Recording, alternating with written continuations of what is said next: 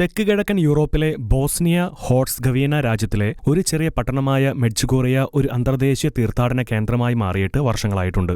വിവിധ രാജ്യങ്ങളിൽ നിന്നും വളരെ പേർ മെഡ്ജുഗോറിയയിലെത്തുകയും അവരിൽ പലർക്കും വലിയ മാനസാന്തരങ്ങളും സൗഖ്യങ്ങളും ലഭിച്ചതായി സാക്ഷ്യങ്ങളുണ്ട്. സെപ്റ്റംബർ 2024 ഫ്രാൻസിസ് പാപ്പായുടെ കാലത്താണ് വത്തിക്കാനിലെ Dicastery of the Doctrine of Faith മെഡ്ജുഗോറിയയിലെ Sanctuary of the Queen of പീസിൽ സംഭവിക്കുന്ന മാനസാന്തരങ്ങൾ, അത്ഭുത രോഗസൗഖ്യങ്ങൾ മുതലായ ഒട്ടനവധി ആത്മീയ ഫലങ്ങളെ കണക്കിലെടുത്ത് നിഹിൽ ഒബ്സ്റ്റാറ്റ് അഥവാ മെഡ്ജുഗോറിയയിലേക്കുള്ള തീർത്ഥാടനങ്ങൾക്ക് യാതൊരു വിലക്കുമില്ലെന്നുള്ള നിലപാട് പ്രസിദ്ധപ്പെടുത്തിയത്. അതേസമയം മെഡ്ജുഗോറിയയിൽ വർഷങ്ങളായി സംഭവിക്കുന്ന അഭൗമിക മരിയൻ പ്രത്യക്ഷീകരണങ്ങളെ വത്തിക്കാൻ ഔദ്യോഗികമായി അംഗീകരിച്ചിട്ടില്ല.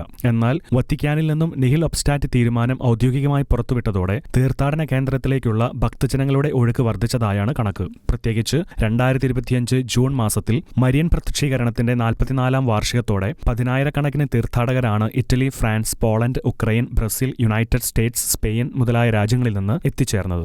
1951 ജൂൺ 25-നാണ് ആദ്യമായി പ്രത്യക്ഷീകരണം നടന്നത്. അന്ന് മെഡ്ജുഗോറിയയിലെ 6 പേർക്കാണ് മരിയൻ ദർശനങ്ങൾ ലഭിച്ചത്. സമാധാനത്തിന്റെ സന്ദേശങ്ങളായിരുന്നു മരിയൻ പ്രത്യക്ഷീകരണങ്ങളിലൂടെ ലഭിച്ചിരുന്നത്. 1951-ലാണ് ആദ്യമായി മെഡ്ജുഗോറിയയിൽ തീർത്ഥാടനം ആരംഭിച്ചത്. ഇതുവരെ 50 മില്യണിലധികം പേരാണ് ബോസ്നിയയിലെ മെഡ്ജുഗോറിയ സന്ദർശിച്ചിട്ടുള്ളത്. മെഡ്ജുഗോറിയയിൽ സംഭവിക്കുന്ന മരിയൻ പ്രത്യക്ഷീകരണങ്ങൾക്കുമുപരി മനുഷ്യന് ലഭിക്കുന്ന ആത്മീയ പരിപാലനയ്ക്കും എണ്ണമറ്റ കൃപകൾക്കുമായിട്ടാണ് വത്തിക്കാൻ നിഹിൽ ഒബ്സ്റ്റാറ്റ് നിലപാട് നൽകിയതെന്ന് വത്തിക്കാൻ പ്രത്യേകമായി പരാമർശിക്കുന്നുണ്ട്. യുദ്ധക്കെടുതിയും അന്തർദേശീയ ആഭ്യന്തര കലാപങ്ങളും പതിവായ മധ്യപൂർവേഷ്യയിലെ തീർത്ഥാടന കേന്ദ്രങ്ങളിലേക്ക് വിശ്വാസികൾ യാത്ര ഒഴിവാക്കുമ്പോൾ മെഡ്ജുഗോറിയയിലേക്ക് കൂടുതൽ വിശ്വാസികൾ എത്തിച്ചേരുന്നു എന്നതാണ് റിപ്പോർട്ടുകൾ സൂചിപ്പിക്കുന്നത്. International desk, Shekinah news.